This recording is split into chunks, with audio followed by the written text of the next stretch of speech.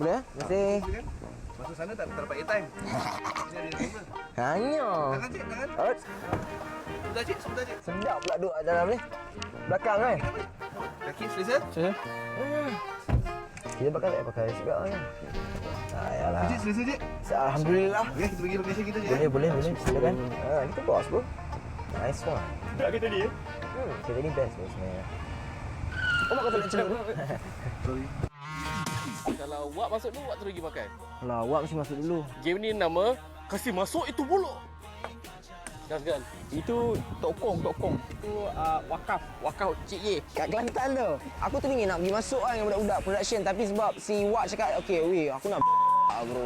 Cik, jamban dengan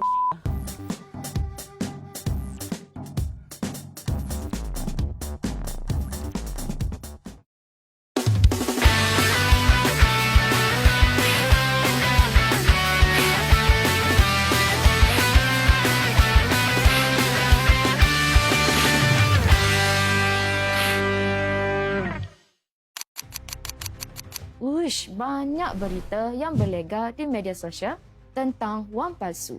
Gunakan 4 langkah ini untuk mengenal pasti wang asli. Pertama, rasa, melibatkan sentuhan dan merasai kualiti wang tersebut.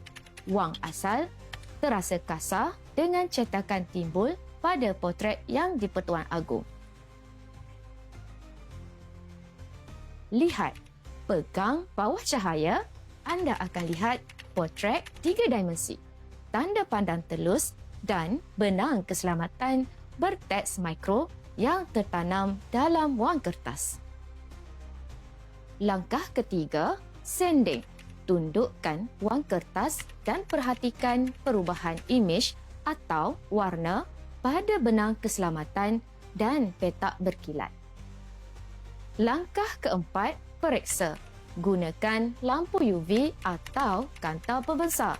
Ciri keselamatan seperti teks mikro akan kelihatan jelas di bawah lampu UV atau kaunter pembesar. Tunggu apa lagi? Periksa wang anda sekarang sama ada palsu atau tuli. Didik TV KPM.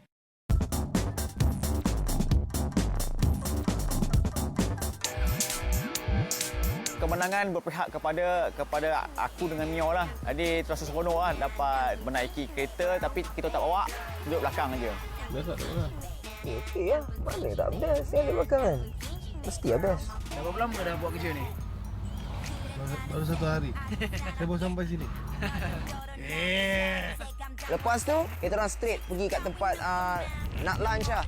Budak-budak production dia siapkan makanan untuk lunch semua. Tapi lepas tu, macam biasa, Zahir cakap lagi sekali,